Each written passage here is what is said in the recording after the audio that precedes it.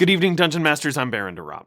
As we outgrow dungeon design tropes like John 4's 5-room dungeon, it's easy to dupe ourselves into believing a stocked dungeon map is the complete dungeon experience.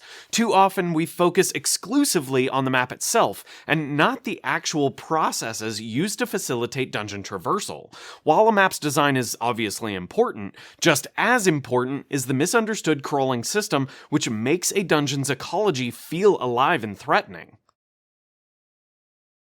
Just as a hex crawl system breaks down a world map into digestible, bite-sized chunks, a dungeon crawl likewise partitions a dungeon map into a room-by-room procedural experience.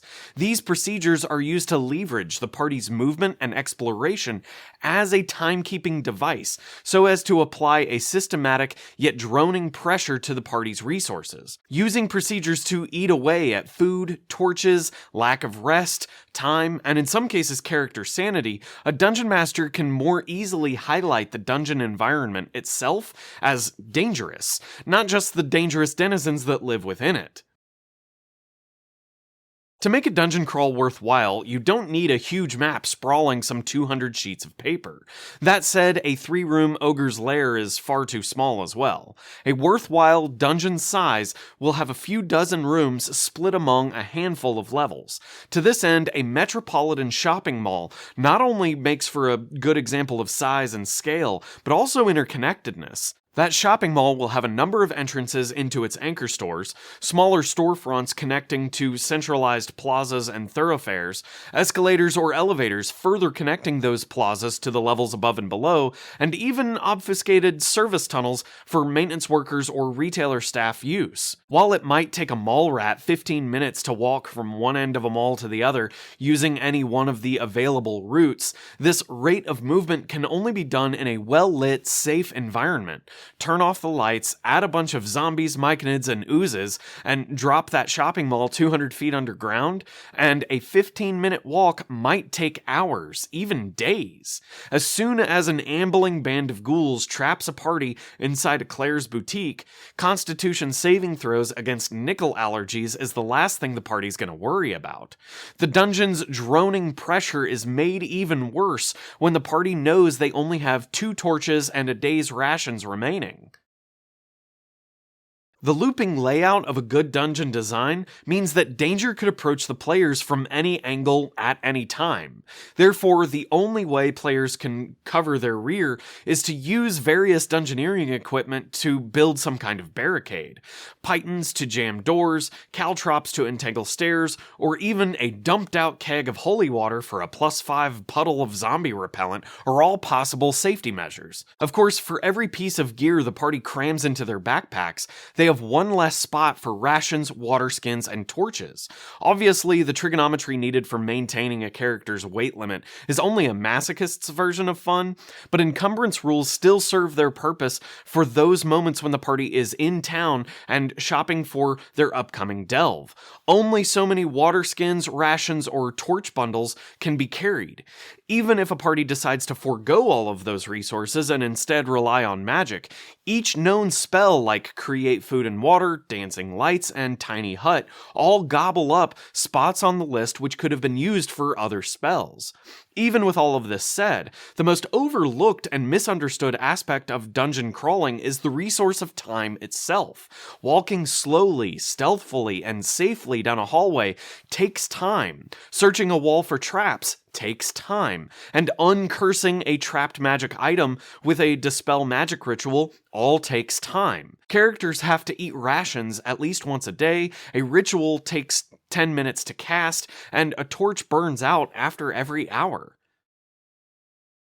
Look, I know what your players have likely tricked you into believing. My character has pointy ears which help it see in the dark. Hogwash. Seeing monochrome outlines of moving shapes in pitch darkness is not the same thing as seeing in the dark. I can tell you from personal experience what it's like to be in a dungeon under a castle with a small dimly lit lantern. It's hard to see or hear anything. On a family vacation to Cease's castle, my family members picked up lanterns and traversed the tunnel, going from one end of the castle's donjon to the other. I couldn't help but notice how utterly claustrophobic, quiet, and dark it was. The sensory deprivation was so uncanny, many of my cousins started making silly, spooky ghost noises just to acknowledge how weird it felt. Even in sections of the ruined tunnel system where bits of sunlight poked through, the experience was still humorously oppressive. I couldn't imagine how terrified I'd be in that fortress's tunnel during an attack and not know if a friend or foe was approaching from the other side. To be clear, when 5th edition defines dim light, they describe it as no brighter than moonlight. To drive the point here, modern mechanized combat infantry do not conduct night operations without the use of night vision optics. It's too easy to become lost or disoriented, and the risk of friendly fire is too high.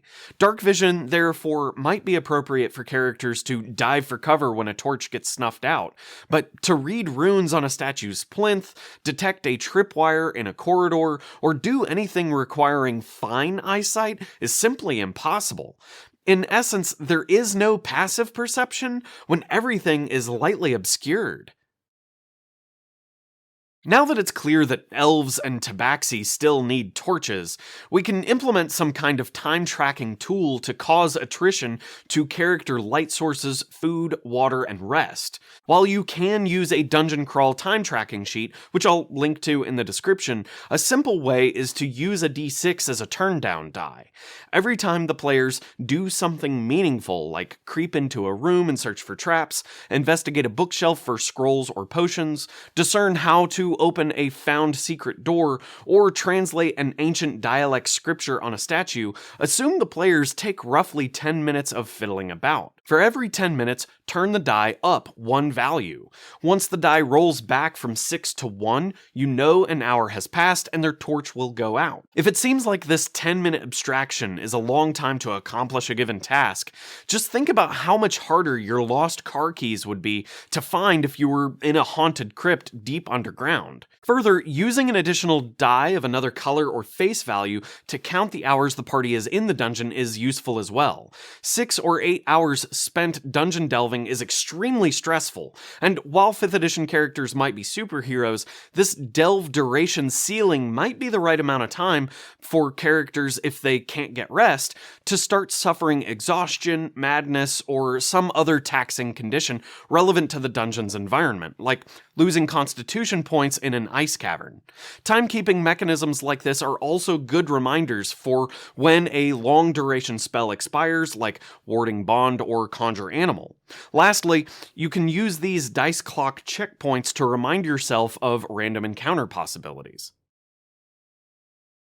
When your dice timer advances, or when the party makes a bunch of noise, a 1 in 6 chance the party bumps into a random encounter will make the dungeon feel extremely lived in. This also allows you to increase random encounter chances for extra danger. A risky section of the dungeon might have a 2 in 6 chance of an encounter every 10 minutes or so. Further, by understanding how the various wandering faction agents use the dungeon's layout as they approach the party, the encountered NPCs can discuss narrative prompts the players may have to contend with.